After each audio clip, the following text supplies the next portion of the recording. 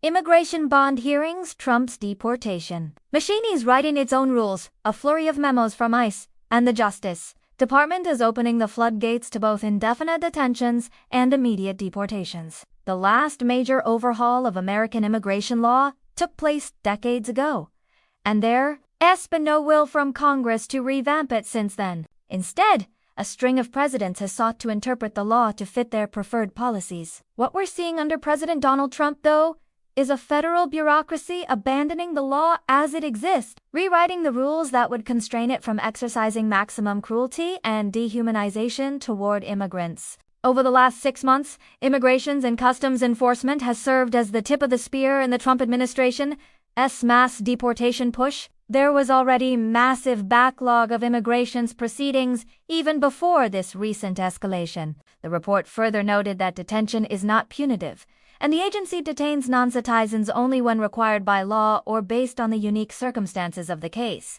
According to ICE's annual report for fiscal year 2024, there are more than 7.6 million non-citizens in removal proceedings or subject to final orders of removal on the agency's non-detained docket. If all of them were to have been held for the entirety of their proceedings, the number would wildly dwarf the 155,655 inmates currently held in the entire federal prison system. According to the Washington Post, Acting ICE Director Todd Lyons issued a memo last week that instructs officers to hold immigrants in their custody for the duration of their removal proceedings, however long that takes, according to the Post. But that has historically applied to those who recently crossed the border and not long-time residents. A spokesperson for ICE told NBC News on Tuesday that the decision to prevent detainees from receiving bond hearings closes a loophole in current law, arguing that people arrested in the country's interior should be treated the same as those apprehended at the border.